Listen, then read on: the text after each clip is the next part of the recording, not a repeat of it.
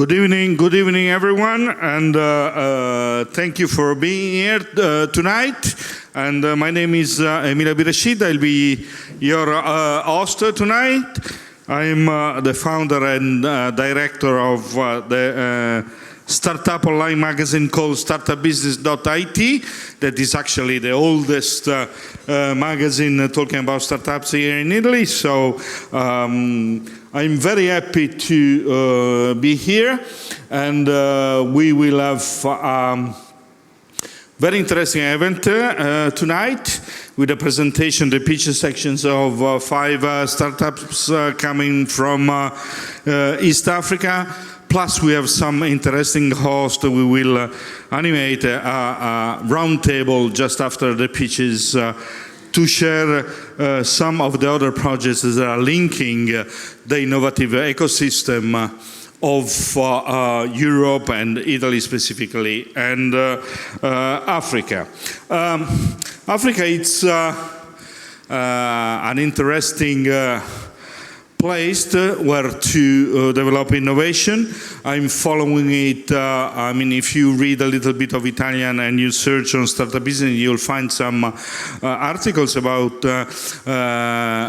African startups and ecosystems. I recently just checked the latest numbers in terms of investment in innovation by venture capitals in African countries. I remember in Africa there are 54 countries. And the latest number of the first quarter of this year are telling us that a total amount of about $66 billion are invested in Africa. That is not actually a big number if compared with previous years, because the African investment amount is suffering like it's suffering in other parts of the world. So African ecosystems are following the same happening also in other parts of the world, including Europe. And but what it's important to underline is that even though last year was not very happy year for the African venture capitals in terms of the amount invested and the number of deals, this first quarter of 2024 is giving us signs of growth.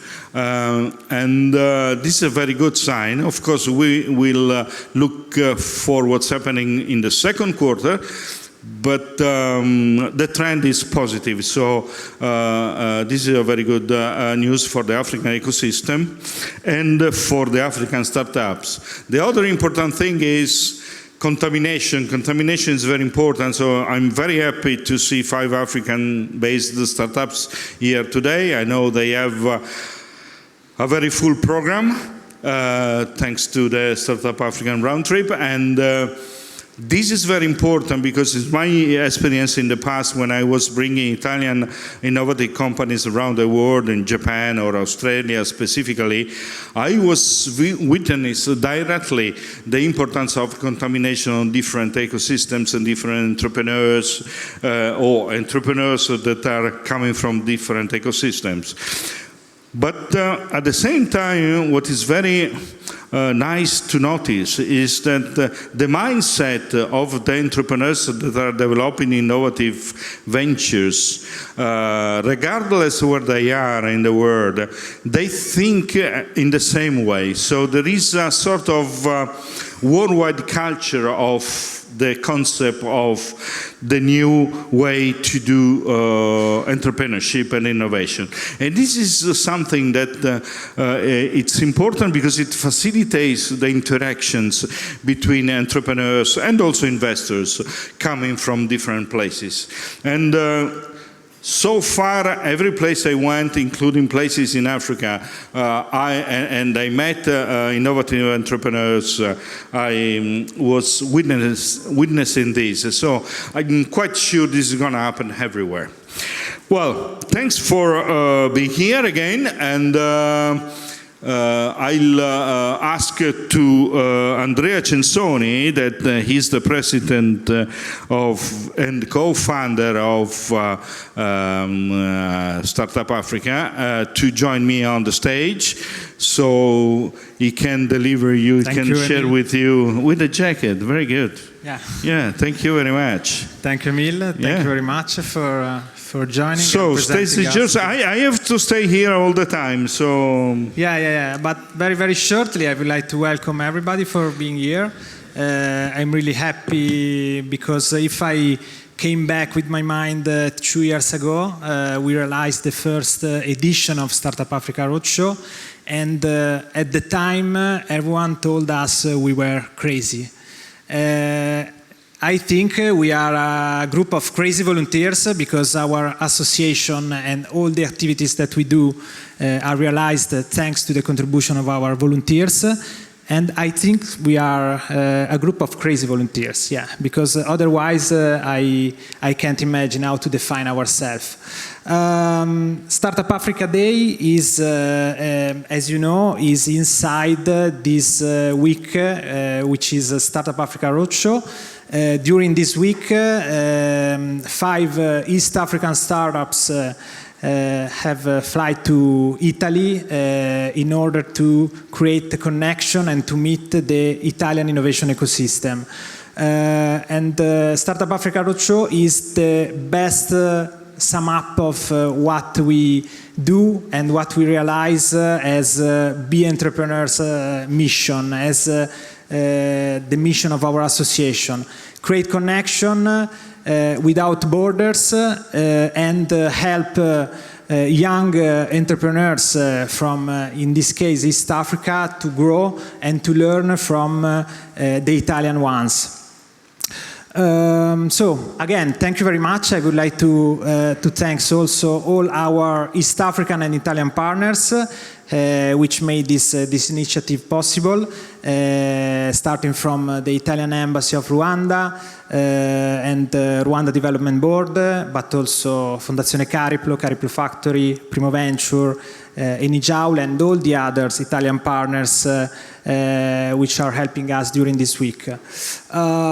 I see Dario, our Vice President, is very eager to let you know more about the program before starting with the startup pitches. But before, I would like to thank all our volunteers. We are too many, so I ask you to raise your hand and receive a big applause. They are all in the air. Okay. We are ready, Dario. Join me if you want. It's kind of nice to arrive on stage being introduced as a crazy guy, but okay, I will do my best to speak after the president. A lot of pressure on my shoulder. The idea today, I don't know if I have a clicker actually, yeah, to read the slide. It is good. Thank you. My task today is a very humble one. I need to reply to 2 of the most fundamental questions for human being, for where we come from and where we are now, but I will limit myself on Startup Africa Roadtrip, so it will be easier than expected.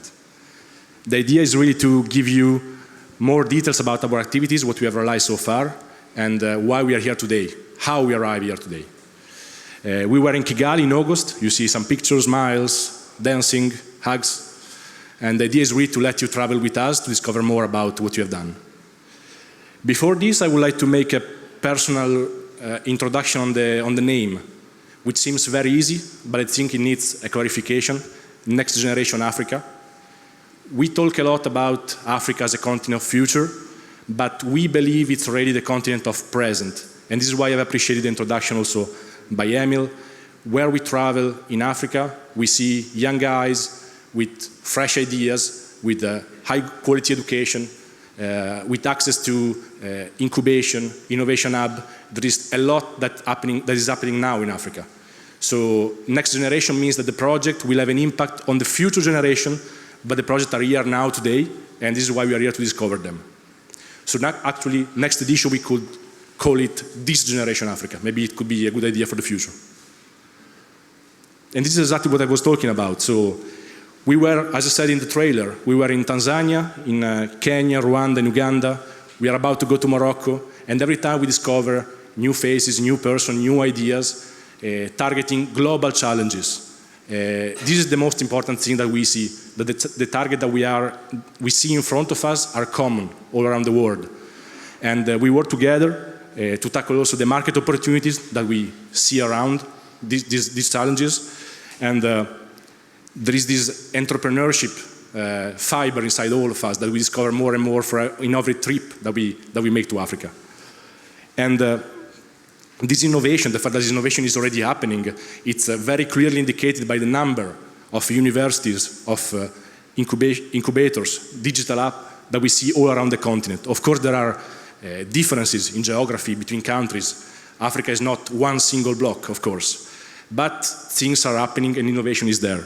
And to give you a feeling about what I'm talking about, some picture from Norskin House, Kigali, our home in Rwanda this year, last August. You see the space is amazing, it's wonderful. You see the amphitheater where we did all our lesson, the common spaces, the pergola that I can proudly say we kind of fill in during the demo day. See a lot of participation, a lot of people. And this is the amazing group of volunteers that was with me in Rwanda. And this was really the starting point. This is, no, actually it's not the starting point. There was a lot of months before preparing all this. But this is where we first met these guys that we have here today, the 5 startups that you will discover soon on stage. This is actually the timeline. Our project lasts 2 years.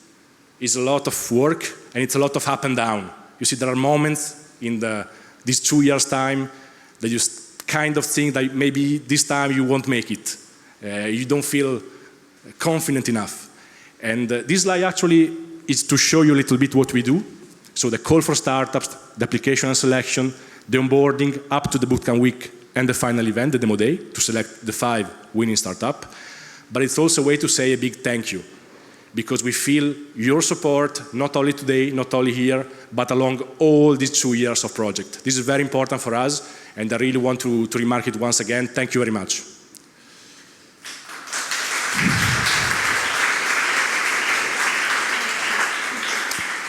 Thank you very much, Dario. Wonderful, wonderful.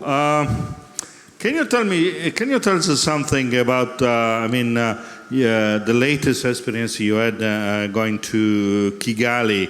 Other than talking with startups, how you see the ecosystem there? Can you tell us more about that? This is actually one of the things, I think it's one of the biggest news of the program that we have done last year and this year, that it was a very nice network between African startups like Fly Zipline, for instance, VC investor, a university. We have a collaboration with 4 universities in Kigali. And this is how we were really able to create a network of local stakeholders and some European partners. And it was interesting, I think, to create this kind of discussion. We have learned a lot. This is also the nice thing. And very quickly, what about the local investors? Sorry? Local investors. Yeah. This is, it's, as I said, we use this word called glocal, which means global challenges with a local impact. And there is a big network, as you described at the beginning. There are investment in Africa. There is a lot of interest. And Sure. There are a lot of things coming, and I think it's growing more and more, and it's happening very fast. And I think we don't talk enough about it. I believe that if we ask the first word that guys can have in their mind when we talk about Africa, I don't think innovation is one of the first, but maybe little by little it should become one of the first. Yeah, but what is important is someone like us look at Africa from the innovative point of view, that it's very important. We need to start from some point, and we are the starting point. Definitely. And they are the future. Absolutely. And the present. Thank you very much. Thank you very much, Dario. And if you want to stay here for the pitches or going back, it's up to you. Now it's time for the 5 pitches. Every startup will have 7 minutes. I don't know if we have a timer or something. No, we don't have the timer. Okay. Okay, we'll try to keep the time the same for everyone, and the first pitch. The first pitch is the one of Luna. This is the name of the startup, and I welcome on stage Aline Joyce Berabose. She's the CEO and co-founder of Luna. Aline, the stage is yours, and you have your 7 minutes of glory. Hi everyone, my name is, you can call me Wose. I'm representing Luna, Every Woman, Every Face. I wanted to start the presentation by introducing you to Winnie, a 35-year-old single mom living in Kigali and was diagnosed with PCOS 2 years ago. For those who don't know PCOS, prior to receiving a formal diagnosis, Winnie has experienced irregular periods, severe menstrual cramps, and she did not understand what was going on with her. But conditions that Winnie is going through are not only common to women. In fact, many women across the continent receive a late diagnosis about 10 to 15 years. And this is mostly due to the fact that sexual reproductive health is heavily stigmatized and a taboo in most of the society. Yet, only 40% of us can easily access healthcare, quality sexual reproductive health services and product. So, however, this femtech industry alone in sub-Saharan sector is expected to reach about $25 billion in 2030. And 8 out of 10 of women that we have reached out to are looking for better solutions on the market. And we're aiming to reach 10% of this. So we started Luna, a web platform that allows women to find verified healthcare professionals to be able to also buy product and find solutions that are available on the market. How it works is that any woman, anywhere, can sign up on our platform for free, and you immediately become part of the freemium package to connect with other women to converse on the stories around sexual reproductive health. And on a need basis, you can be able to book consultations with the best healthcare professionals such as gynecologists, therapists, midwives, name it. And in our operations in Kigali, you can also be able to buy products such as contraception, and we deliver to your doorsteps, even in emergency need. To be able to achieve this, we have collaborated and worked with different healthcare professionals, and we have a close relationship with the Ministry of Health in Rwanda. We also work with a wide range of women networks, since we're very women-centric, and also work with the universities in Rwanda. We're not the only ones on the market. However, Luna is the only company that fully solves a woman's circle pain. And we're the first on the market to provide a holistic approach to women's healthcare issues. This is our journey so far. We started in 2022, and this year alone, we won Health and Wellness Award and the First in Femtech Award. And we're around 2,500 average revenue a month. The goal is to be able to settle our business to start growing 20% every year by focusing on increasing our community. This is how we make the money. Usually a woman can pay any amount of money from $2 to $150 on a need basis, depending on what you're looking for. But we also provide a premium package, usually for women going through diagnosed issues, where you can only pay $240 and have access to unlimited access to professionals. Our ask here today is that we're currently raising $500,000 in order to improve our operations, grow our team, and also improve our platform, since we've only been doing this on a better platform, and start expanding into new markets. The goal for Luna is that we want to be the leading company on the continent, bridging the gender health gap for more than 6 million women across the continent. This is the team behind the innovation. Myself, with over 10 years in working in sexual reproductive health, my co-founder, there with a background in data analytics. I actually went to school here in Italy, and also a tech lead and a medical professional. But we also have a diverse team of advisors that have been guiding us through this process. So my call here today is that if you're someone, a partner, an investor, a woman, anybody who believes in joining the femtech revolution on the continent, join Luna. Thank you. Thank you very much. Thank you very much. Very good. Very good. I have two very quick questions. The first one, why Luna? Why the name Luna? Because I guess the name is already familiar to all of you, but because of the menstrual cycle of a woman is usually around the same days as the moon. Okay. Second question is, you said you have 2,000 members. This means that are users, because to become users of your service, you must, and pay a subscription. Yes. Okay. Thank you very much. Thank you. Thank you very much. Very interesting. Very good job. And next one is David Marriott from Ubuntu. David, welcome on the stage. David, I have to tell you something. I did a mistake before. 5 minutes, not 7. I'm sorry about that. I'm glad about that because I think I'm prepared for 5. The 2 minutes might have sounded a bit no, it's waffly. okay. It's okay. Yeah. It's a buffer zone. Okay. Let me just check. Please enjoy the stage. Good evening, everybody, and my name is David. I am the CEO and founder of Ubuntu Education. I'm also a former principal of a school in Africa where I was principal for many years, actually. By the year 2050, 25% of all children born in the world will be born in Africa. And this is going to put an incredible amount of pressure on the education system in Africa.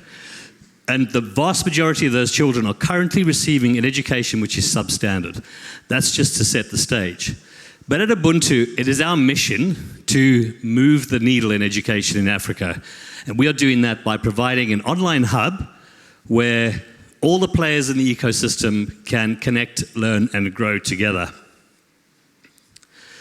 So the problem really is with this massive expanding education system is that a huge amount of pressure, of course, and the problem with that is that if we are going to meet the needs of SDG 4, which is about quality education, we need to have quality teachers.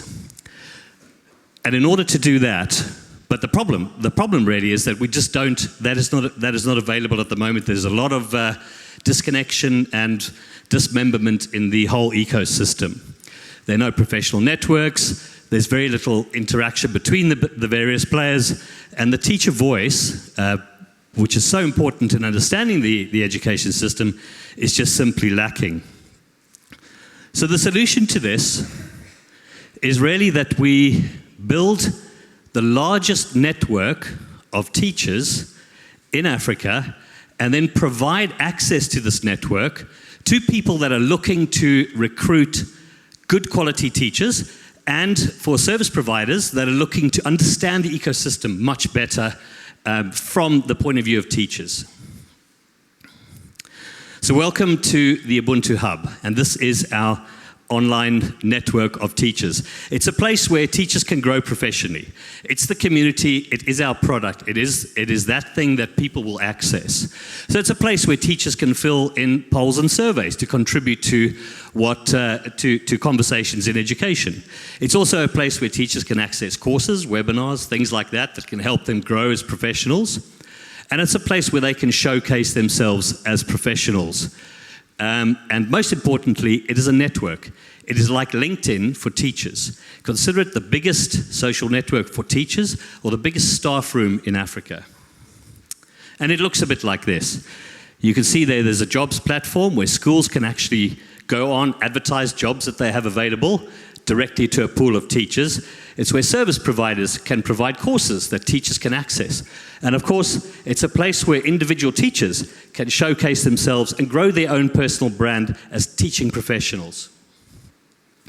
And by centering our business model around the growth of this teaching community, we actually provide the opportunity to access our real customers. And our real customers are firstly schools who are looking to find good teachers and advertise on a recruitment platform directly to a pool of teachers, but then also service providers who are looking to reach out to teachers, either to share information to the teaching community or to gather intelligence from the teaching community.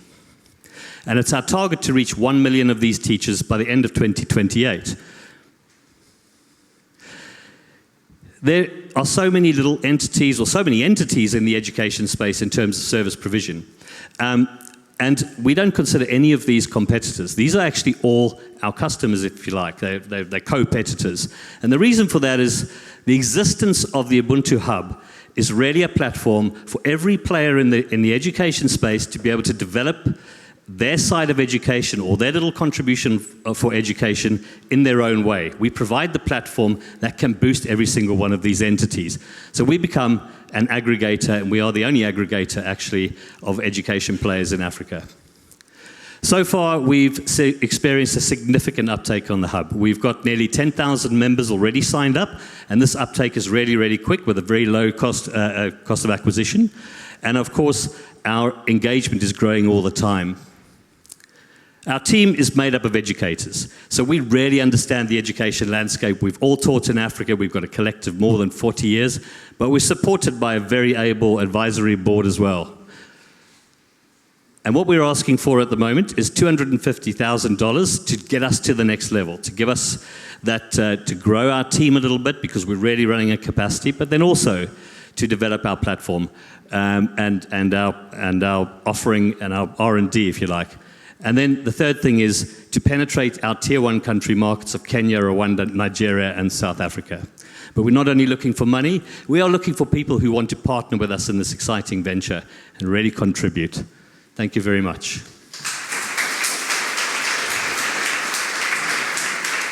Thank you, David. Very effective, and I'm sure you'll find someone interesting here because I know there are other organizations working with the teachers in Africa. One of them will talk during the coming roundtable, so I'm sure you can talk each other. And thank you very much. Very impressive.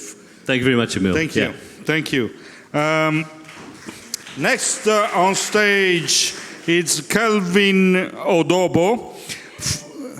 Hey, Kelvin. Yeah. Shamba Pro. Shamba Pro. Kelvin.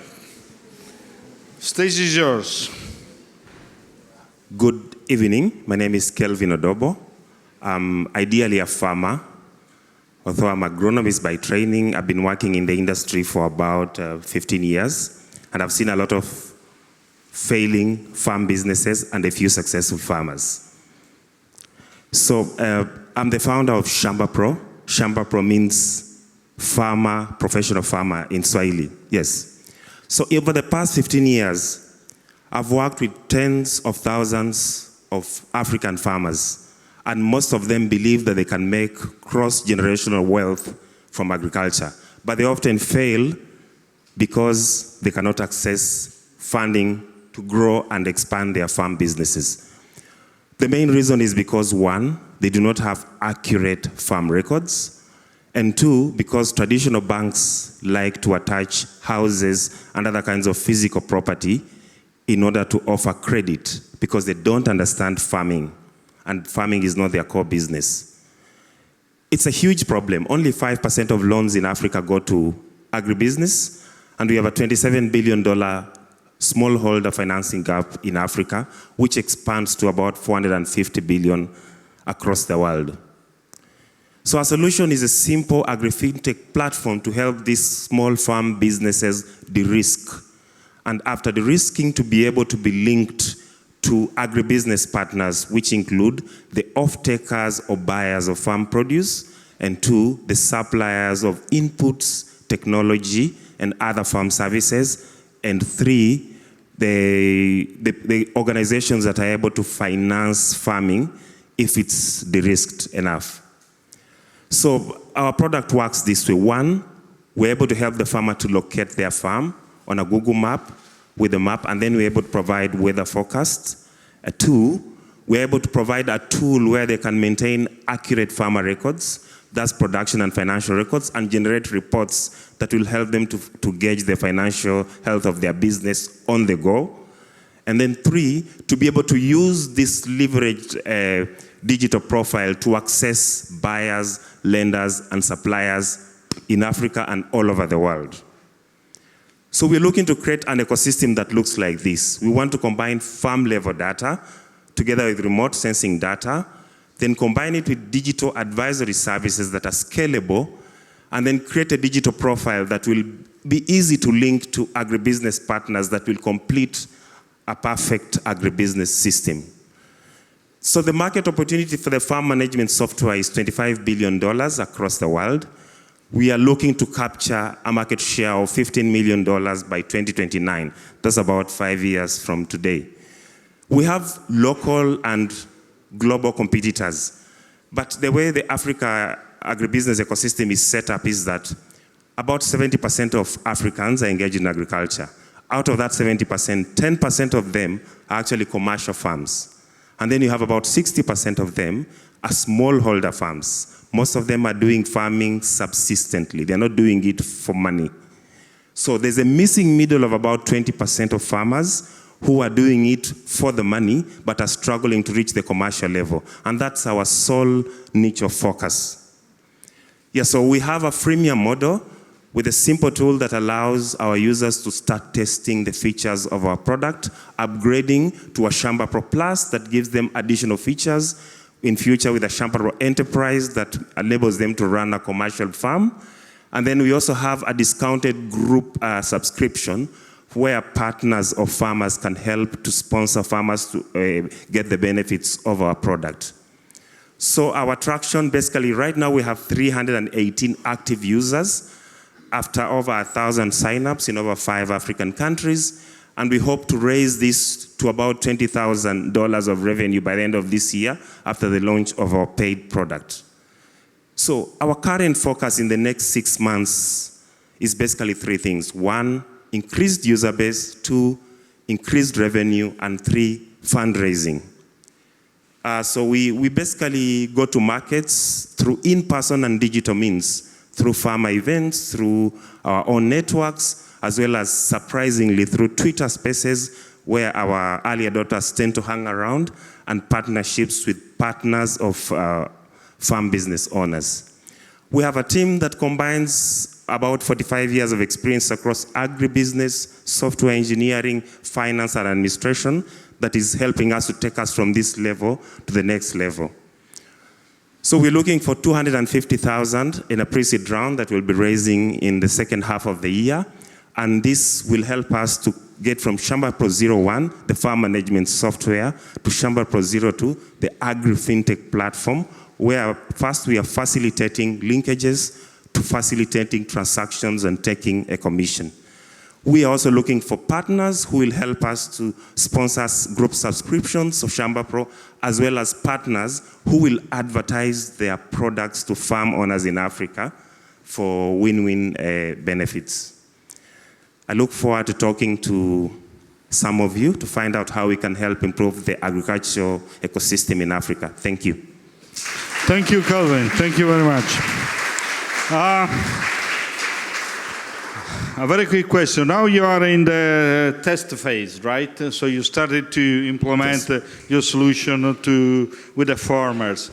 Which are the main advantages the farmers see after deciding to use your solutions, and in which time frame? How long it takes for them to understand the real value of what you're going to offer? Most of our farmers operate around a season. So most of the season, starting from vegetables to early fruits, it runs from 3 to 6 months. Okay. That's the big challenge with agri-tech. It's not like fintech where you prove through one transaction. Okay. So 3 to 6 months, yes. Okay, thank you very much. Thank you. I'll see you later. And very good job also from you. Next speech is Ecoplastil or Ecoplastil, and it's going to be presented by the CEO and founder Frank Kamugisha. Frank, welcome on stage.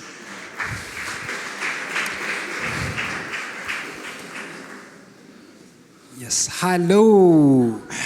Hello. I don't hear the energy. I need some energy. Great. Thank you. Thank you so much. So I can start now. So my name is Frank Kamugisha. I am the founder and CEO at Ecoplastyle. We are on a mission to end waste and accelerate the world's transition to a green and a circular economy. Now let me tell you a bit about my story. So when I was growing up in a slum community with my auntie, we could not afford the cost of plastic, waste disposal actually. We could wait either early in the morning or late in the night to go and do open dumping. And this still happens actually in my country. There are so many people who do open dumping of waste because they cannot afford the cost of plastic, of waste recycling. Now, but there are so many other people on the other side who are doing the collection of plastics, especially in my country, and these people do not have support. Globally, there are more than 20 million people who do waste collection every single day without support of the cities, earning less money to survive. But also on the other hand, they deal with a very big problem. There are over 70 million metric tons of plastics. I see some of you have plastic water bottles with you, so you believe with this problem. And less than 10% of this gets recycled. But also on the other side, we see more than, by 2030, there will be more than 370 million Africans who will need a place they call affordable home. Now at Ecoplastyle, we decided to use one problem to solve two other problems. And this is how we do it. Now, we formalize the informal plastic collection and recycle plastics into low-cost, affordable, and less carbon construction products. Now, we started out as a plastic collection business, but later on we discovered that we could actually add value to the plastics. And the plastics now are being recycled to make roof tiles that we sell to the construction sector. This is one of our software products. So we created a mobile platform to collect the plastic. It's a fair, transparent sourcing platform that enables individuals and low-income households to recycle plastics for points saved on their phone, and they can use their phones to get mobile money, insurance, as well as go pay for goods and services at shop. And after collection, we use chemical-free processes to recycle plastics and sand to make products that are 5 times stronger, 30% cheaper, and they are over 90% low carbon. And these products, we sell them to the construction sector. That was our first customer in the picture after delivering my first ever product with my team. And we're operating at the nexus of two huge markets, the circular economy market as well as the construction market. Together with this market, it's over 500 billion market, and our target is to get only 3% of this market by 2035. And how do we make money? At the moment, we make money from sale of roof tiles that we sell to the construction sector. And recently, we started monetizing our platform by charging a commission for people who use our platform to pay bills and monetize their plastic through the platform. And we have also discovered a new way to make money through a plastic collection, which is the carbon and plastic credits. So there is a lot of potential for us to make money as we move forward. And over the last 2 years, we've been operating on loss, but this year, we are going to hit profitability by generating over $260,000, and we will make over $8 million by 2028. Our key cost drivers are selling price and volumes of production. And over the last 3 months, we've done incredibly very well. We launched our digital platform, created more than 2,000 jobs, and collected more than 340 metric tons of plastics through the platform. And we are growing by introducing 2 additional products onto the existing hardware products that we have. We are not the only company that's doing recycling, but we are the only company that combines software and hardware, completing the whole value chain from collection to end products. And this is the team that is behind this big vision. Together we have over 20 years experience in manufacturing, technology, as well as finance, and we are supported by a technical advisory board that has experience in chemical engineering and material science. And we have a group of partners, both globally and locally, including some from here in Italy, and we are looking for more partners to join this growing number of partners. And at the moment, we are looking for $500,000 to expand our sales efforts, because we already set up a factory that produces over 20,000 tiles per month, and we only need money to increase our sales effort. And we welcome you to join us on this vision to become the leading company that leads the transition to a green and a circular economy with social and environmental care. And I have a roof with me here to show you. So this is our product, our flagship product. It looks like the traditional clay tile here. And what we need is the money to go and sell more across Africa, because we are able to produce these 20,000 tiles at the moment. Thank you so much. Wow.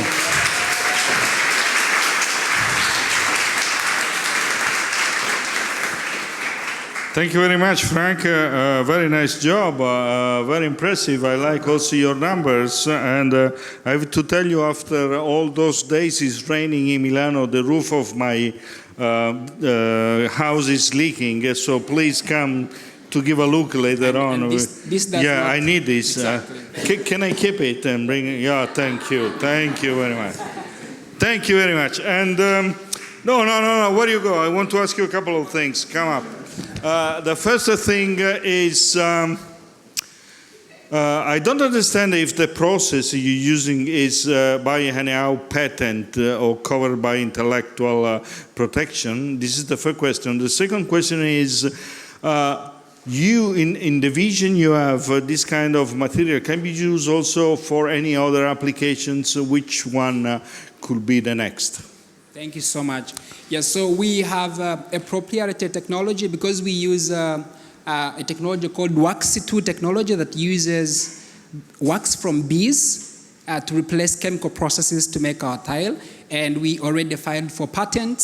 So our vision is to license these patents so that we can have more people producing these tiles across Africa, but also globally. So you can set the license. Exactly. Okay. Yes. And this then, makes sense. And then for the other product that we recently introduced is the pellets. We've discovered that the plastic, so many companies are looking to use recycled plastics instead of virgin plastic, and we have a large network of plastic collectors. So we introduced a new product called the Eco Pellets that can replace virgin plastics for sustainable brands. It's our new product on the menu. Wow, that's fantastic. And also, just for purposes of people, the picture on the slide is a roof that we roofed. So just if you were wondering how the roof looks like on the house, exactly, this is how it looks like. This is the house that we roofed 3 weeks ago. Thank you. That's wonderful. Thank you. Thank you, Frank. I'll keep an eye on you and your company. So the next speech is Energy, SLS Energy, and we have Patrick Ntuari. He's head of hardware engineering of the company. Welcome. Thank you. Don't look at this. This is mine. Huh? Yeah, I won't be touching that. So. Hi, everyone. My name is Patrick, and I'm an electrical engineer, information. I know that all of you use battery, but have you ever wondered when the battery from your electric car, your bike, when it's no longer useful, where does it go? Have you ever wondered that? I don't think so. That's where we come in. We do second life battery. Why do we do this? First, it's because there is so much waste of battery that's available in Kigali alone. In 5 years, we went from 0 to more than 1,000 cars. And when these batteries from cars are retired, they still have like 80% of the total capacity. And there is no local recycling company. When these are dead, they have to be exported to the recycling company. Secondly, there are outages in Kigali. In the last 3 years, we counted more than 1,000 outages that lasted around 700 hours. That means that every day we have like 30 minutes of blackout. Thirdly, for mini grid that are about to take the 50% of electrification in Africa, the batteries are still expensive. That's why we come in with our solution. That is a battery as a service that is cleaner, that is affordable, and that is reliable. Right now, we are targeting 3 segments. First, the telecom tower. Secondly, mini-grid, and also small businesses. Why telecom tower? Because the market is so huge. It's growing at 4% every year, and in Africa, we have more than 183. That is worth 3 billion. In Rwanda alone, we have around 2,000 towers that are worth 30 million. How do we operate? We get batteries from recycling companies, from EV companies that go through our process and are used to build new battery pack that we offer to telecom tower, to mini-grid in exchange for a fee. And for our type ecosystem that we offer to telecom tower, which is a 15 kilowatt hour system, we are able to recover the whole investment within the first year of a 5-year operation. As in terms of competition, there are some players, local players and global players that reach our market, but where we differ from them is that you are able to offer the whole range of products that they offer, and on top of that, our batteries are cheaper because they don't have to buy the battery, but they have to pay for how much they use and how big the battery is. The other advantage that we offer is two-sided. First, the supplier of our battery doesn't have to pay to get rid of the battery, but they get revenue when we're buying the battery from them. Secondly, the user, if they are using a diesel generator, they can save up to 43% every year. So far, we've been able to do sales with more than 140 kilowatt hour of battery deployed. That's around 50 units of battery deployed. And we've partnered with a Nigerian recycling company where we are piloting our project and where we'll be deploying soon this year. And we've also partnered, we've signed MOUs and NDAs with a local e-mobility company, and we are in talk with Volkswagen where we're looking forward to have the battery from them directly. And in the next 12 months, we're planning to deploy more than 2 mini-grids and 10 pumping stations in Tanzania and Rwanda. Sorry. These are some of the pictures of the products that we've deployed. We have 20 clean cooking projects. We have irrigation pumps, and we also have monitoring tower in the national park. In terms of financial, this is how it looks like. So far, the plan is to increase our revenue until we get up to 423 earning by the 2027. This is the team, myself and 2 other co-founders. We have business developer, we have project manager, and a support of technician. Together, we have more than 30 years experience in the manufacturing and energy sector. What we want first are partnership to work together in R&D, also for technology transfer.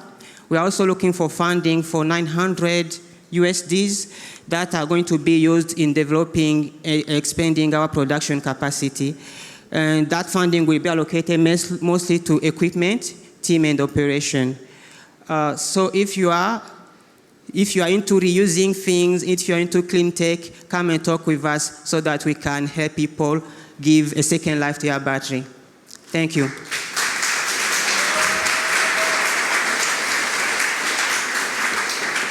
Thank you very much, Patrick. I have to say that as all the other 4, also your pitch is very well done, and the project is very nice. I have just a very quick question. On the slide of the competitors you showed us, yes. The other companies are companies also from Africa or from wherever in the world? BYD is from China. BYD from China, yes? Are from UK, from Germany. Yes. So you don't have any other competitors, direct competitor based in Africa at the moment? No, at the moment none of them. At the moment, no. Yes. Okay, very interesting. Thank you very much, Patrick. And this was the last pitch. Now we have an interesting round table. And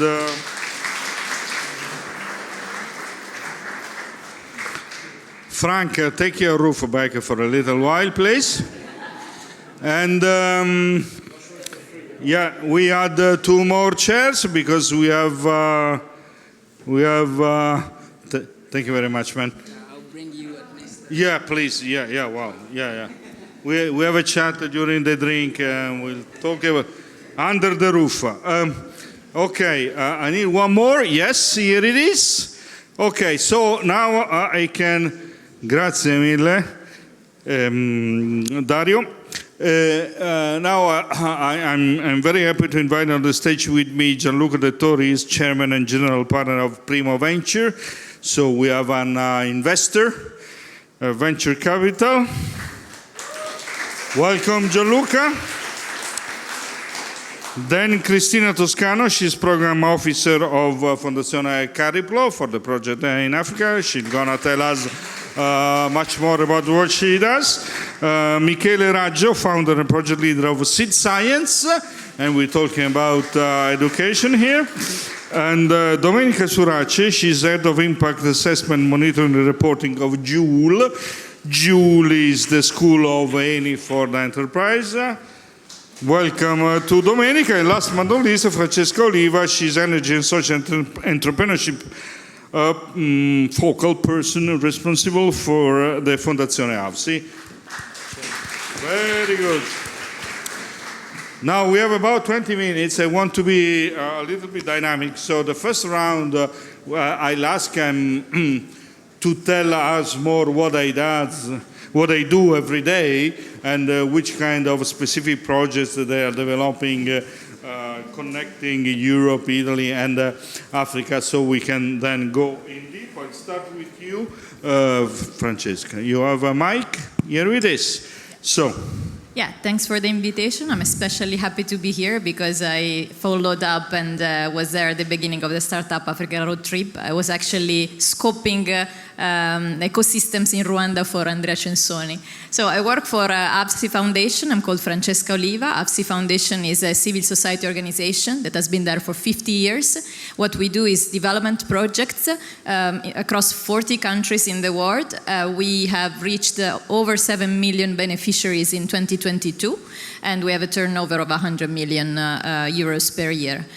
We do a lot in cooperation and development in many sectors. Education is one of our main sectors, but among many things, we also support very much entrepreneurship through innovation as well. And there are very many links with what Startup Africa Roadshow is doing. Okay, that's very great. Accordingly, with the pitches we just saw, I have the feeling the quality of entrepreneurship is quite high in Africa. You have the same feeling? Yes, there's a lot of variety, I have to say. So we deal also as an NGO with small entrepreneurs. So there is a very high entrepreneurship rate, though, in Africa, especially in Uganda, is the highest among the countries in the world. Many companies are born, but very many fail. So there is a very big potential for growing more, but there's a lot of work to be done. But I have to say that differently than what many people think, there's a lot of innovation spirit and people really want to change their world, and the resources are already in Africa. They don't need to be found somewhere else. Okay, that's interesting. We will back on there's much more work to be done. We will discuss this later on a little bit more. Domenica. So what you do every day? Why you here? Yeah. Tell us the secrets of the powerful you bring to Africa. Yes. Good afternoon, everyone. It's a pleasure to be here for the second time because I was there 2 years ago. Wow, they must love you. For the first Startup Africa Roadshow. So it's a pleasure to be here, and this is the more than 2 years that we collaborate with Be Entrepreneurs. And I work in Joule, that is the Eni School of Entrepreneurship, and we deal with startups. We support the growth of startups in Italy and around the world, mainly in Africa, because this is a country where Eni is present with our activities. So we work, thanks to Be Entrepreneurs, we work in Africa through program of entrepreneurship in order to support local startups, local entrepreneurs to grow in their business model, and also we empower, we encourage the connection, the synergy with our business there. For example, we work in Kenya since 2 years, and we found some startups in the agri field, in the agri-tech business, and now they are the collaboration between our agri hub in Kenya, that is in the Makueni County.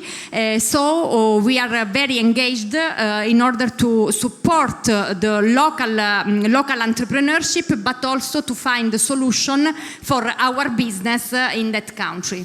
Okay, this is interesting. So you support the development of the entrepreneurship culture and education, but at the same time you create a real value that that brings also innovation under any umbrella. Yes, yes. So you also support those ventures also financially, by any chance? So not directly in financial terms, but creating opportunity for experimentation financed by our subsidiaries in the country. For example, with Eni Kenya, we have contractualized 4 startups working in the agri-tech field for the experimentation paid by our subsidiaries, and it is also value for the startup because they have access to our network, to our value chain, so they have the opportunity also to work with other farm of our value chain. So it's a good opportunity. Very good, very good. And some of those, you have already have a case of an African-based startup that started to work with Eni in Africa and that it's also expanding its business in Europe. Not yet. So not yet. Yeah. Okay, but soon. I hope so. Yeah. Okay, we hope everyone. And Michele, thank you very much. Domenica, Michele Raggio, Ray of Hope. Good evening, everyone. I'm happy to be here and also happy to see a room full of people. My name is Michele Raggio and I work at It Science. We are a non-profit organization working in education. And these fantastic people from these 5 startups, if they're here today, it's because at some point in their lives, they received a quality education, which is something that everyone should have access to. And something also we want to contribute. We contribute to with It Science. We work across several African countries to train teachers from primary and secondary schools, science teachers, to make learning fun, practical, connected with the world around us. In the past 5 to 6 years, we trained over 220 science teachers, improved the quality of education for more than 13,000 students. But if you ask me, that is not our biggest achievement. What I'm happiest about is having trained teachers to become trainers, to become project leaders, work with our non-profit local partners to run projects in a locally led way, to create long-term sustainable impact, and possibly also to create the startuppers of tomorrow. Okay, that's important. So also, the topic, let's say, in this way of entrepreneurship is part of the game of the project you develop in there? It is not directly part of what we do, but it comes automatically. Okay. What we have seen is that when people start receiving a quality education, we start feeding their curiosity, we also feed in their mission. And when people become eager to support their communities, they also become entrepreneurs. That's interesting. We will talk a little bit more. Cristina. Hi, everybody. Good evening. Welcome to Cariplo Factor, I can say. Cariplo is named everywhere. Cariplo Foundation is a grant-making formal banking foundation. It's the biggest foundation in Italy, and with the sound management of our endowment, which stands at the moment at 8 billion euros, we are able to grant a sum of 150 million euros per year that are supporting projects in art and culture sector, in welfare sector, research and tech transfer, and environment. But what I wanted to say is that Cariplo Factory is a part of our family, is our innovation hub, and thanks to Cariplo Factory we have been also able to develop an innovation project tackling development cooperation together with another foundation which is called Compagnia di San Paolo. So Innovation for Development is the name of the project I'm managing together with other initiatives. And since 2016, we have been able to devote 6 million euros and all our effort to support more than 60 open innovation projects in Africa. And we had the chance also to involve Be Entrepreneurs, ABSI, and other innovative foundation enterprises and civil society organization into this ecosystem between Italy and Africa. Okay, and since when you started to work with Africa? How many years ago? 25 years ago. 25 years ago. 25 years ago.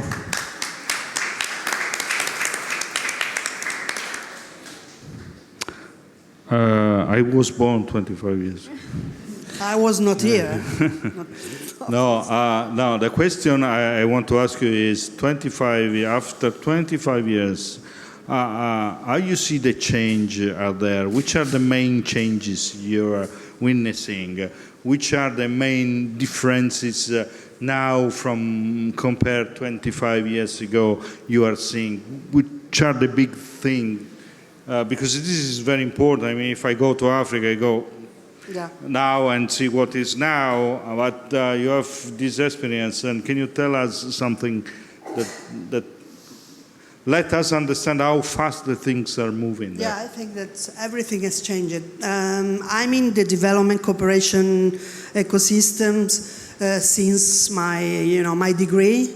But even when I joined the foundation systems, we were used to see a traditional project supporting local actors, but the local ownership was not so evident. At present, what I see is really young people at the center of the initiatives, at the center of the strategies. And what I really experienced during Innovation for Development experience was the fact that as foundation, we really need to stay at the stage of creating the enabling environment for young people in Italy, young people in Africa, and all the other partners to join the path and play their role. I see really a lot of local-owned initiative now, more and more locally owned. And also I see initiative that can teach a lot also to Italian enterprises and Italian ventures. That's very important. That's very important. Gianluca, you are an investor, a venture capital, one of the most active in Italy, but what you do in Africa? Nothing. Okay. I help Andrea. He goes to Africa. He's never been to Africa. No, I've been to North Africa, the Mediterranean, yeah, but not this deep, nice Africa. No, we are support. We do venture capital, not in Africa, as I told you just now. Not yet. And yes, we'd love to be a Euro-African firm in the future. I mean, if I see myself, rather than be a Euro-American, boring venture capital, it'd be much more interesting for us to be a Euro-African firm. But besides that, Andrea was one of our employees many years ago, and since then, since the first trip that he did in the summer on a vacation with Antonello and a couple of friends, we came back with all these pictures and these stories, and we were really touched by the idea that we saw something that was so similar to Italy when we started. And but in a place which is just a zillion times larger, with much bigger problems, and therefore huge opportunities. So since then, I've been supporting Andrea and the organization and the program, and we are very happy to be able to bring you guys over here. It's not been easy, I have to say. Andrea is right. It hasn't been easy, but I think that we are trying also to say something to Italy from this stage, which is that this is Africa. You know, this is the Africa that is the Africa of today. This is the Africa we love and we would like to support. It's a different narrative for Italy right now, and this would be nice to cut across with this message to, you know, stakeholders at large. You know, we are supported by a lot of important organizations, but we can have more of this, and this is what I hope will happen. Yeah. You know what I want to ask you? From a pure investor point of view, what do you think in general of the five? You know, I was thinking the same.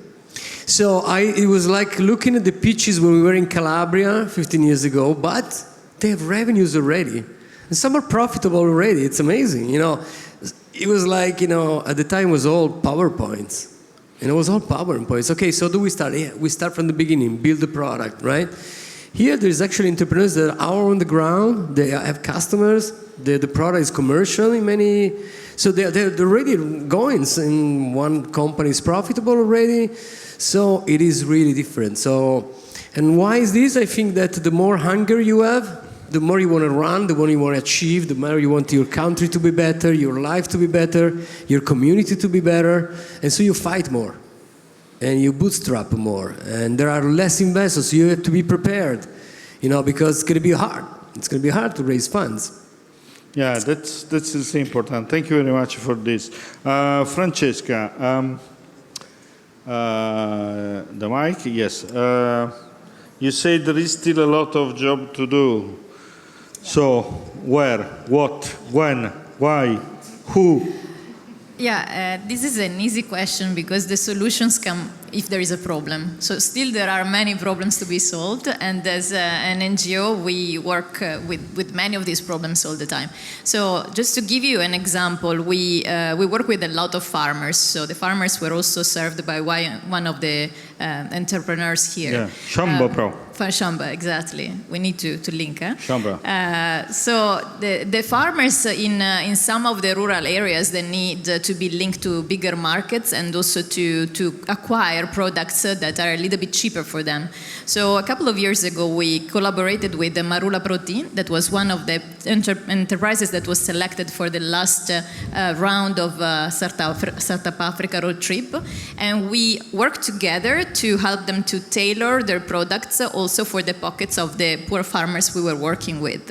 And at the same time, we supported in training some people that eventually were hired by them. So in such a way, we were basically helping them to find a bigger market and at the same time helping the poorest people to access cheaper products. So this is a way we work to basically stimulate and contribute to the ecosystem, and the partnership with Andrea and the entrepreneurs is really very much in this direction. Yeah, this is very interesting also because you say something very important, that during the past edition of the Startup Africa Roadtrip, you found some interesting startups working with them. So this program is creating real value, real opportunities for the startup participating, and this is very important. And Domenica, what's your dream? What is missing? What's the big problem you want to solve? I hope, but I think Joule, my company, hope to create. Their company is the name, the big name behind the room. Yes. So you.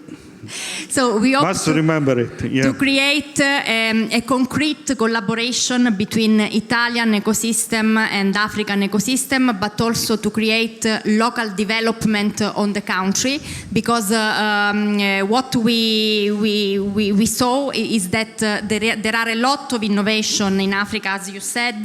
There are a lot of innovative solutions, and we hope to help with our little support the development and the growth of this company in order to contribute to the development of the country, of the Africa in total. So I hope there are a lot of entrepreneurs like they're fantastic. Like them. Yes, the quality is top, top quality. In order to create new job opportunities, new development, new innovation for African countries.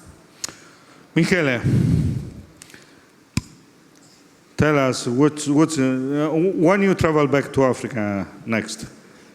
Probably October. October. So you stay for the summer, yeah. And okay, what's the next project you're working on? Which is the next step of? I mean, also you sign is something that existed since a few years ago. So also you achieved already some results. You already are very well established, very well recognized. You have people that found your projects. Even though, guys, if you want to fund taxi, it's a no profit. So what next step? Next step is also connected to why I can spend the summer in Italy. That is scaling up through local teams. That is one main step. So bringing our impact to neighboring areas in the countries where we already work and exploring possible collaborations in new ones. But also at the same time... And which are the countries where you already are? Ghana, Uganda, and Tanzania mostly. Okay. Yes. At the same time, strengthen our connection with Italy. We have already been doing that, creating a cultural, scientific exchange between educators, teachers, scientists across the different countries to learn from each other and to increase the impact from collaboration. Okay, that's fantastic. Cristina, you said in your first, before you said what it's important to me to see that is happening now is I'm seeing that there are local projects starting from local people. And also Michele said what is important is to make this happening, and Domenica and Francesca said the same. So how we can make this even more stronger and faster in order to spread those opportunities around all the different countries in Africa. We are seeing that the quality is very high, the people is very prepared, they know their business, and so.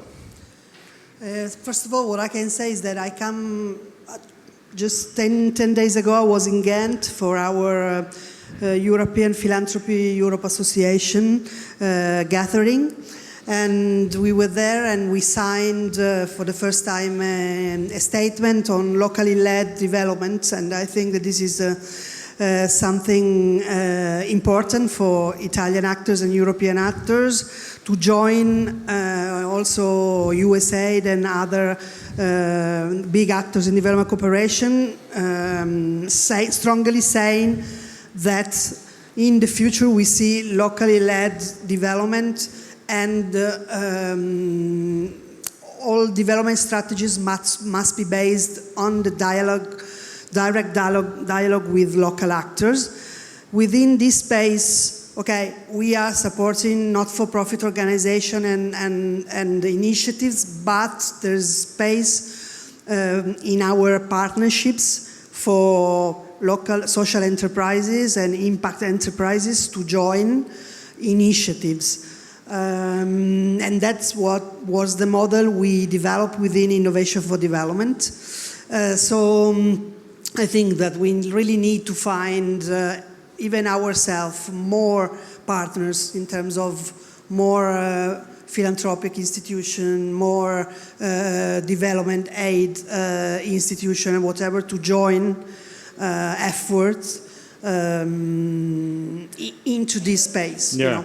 And working together, I mean, because you know, together. it's something that exponential. No, in this case, 1 + 1 makes 3. Because when you join the forces, the experiences, the resources, you create even more value than the pure sum of the parts.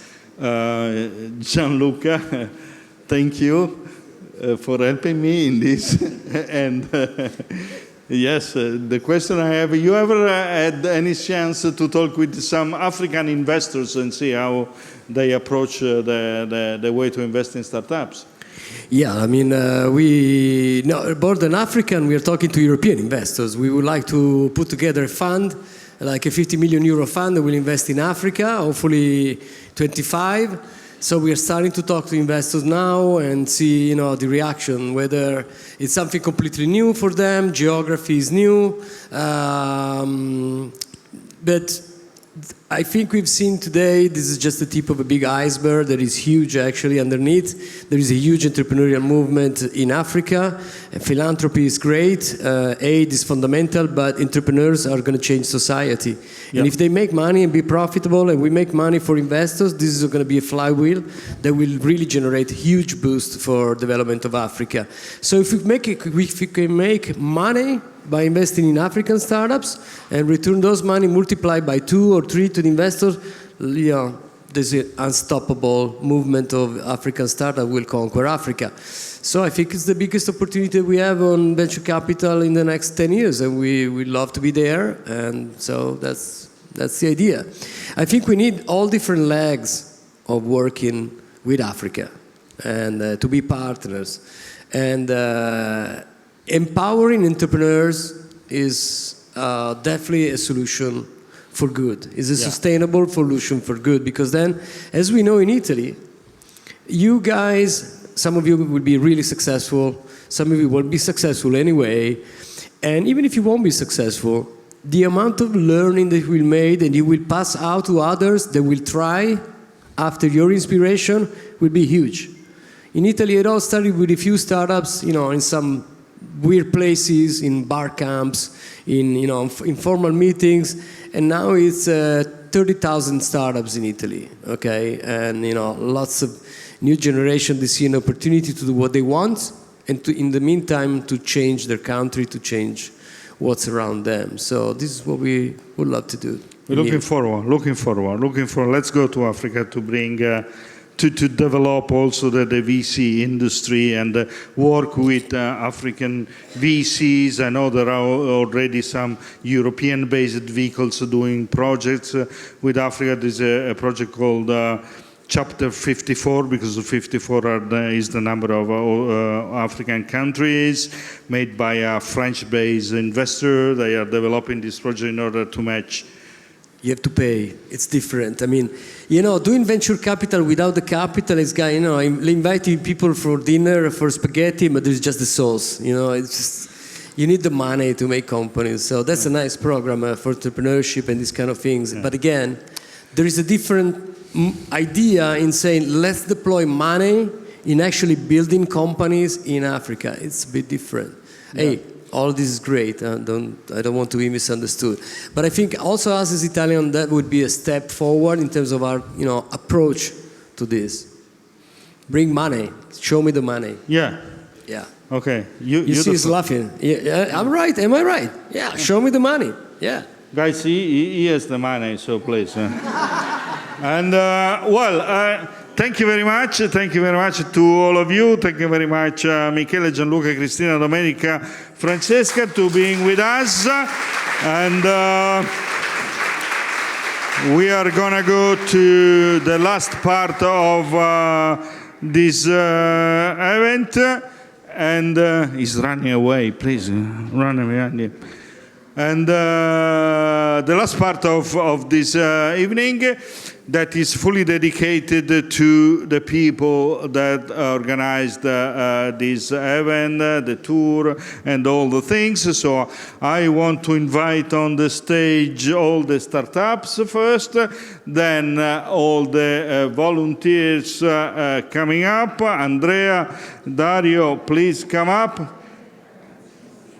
Don't make me beg you. Come on. Let's go. All together.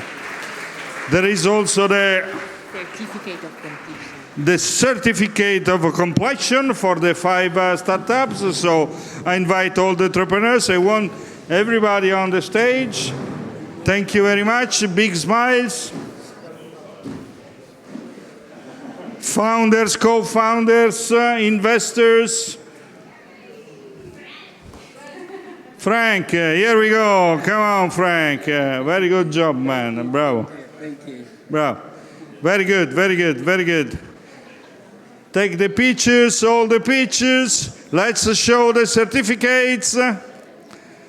Okay, we are missing one. Okay, very good, guys. So, big applause.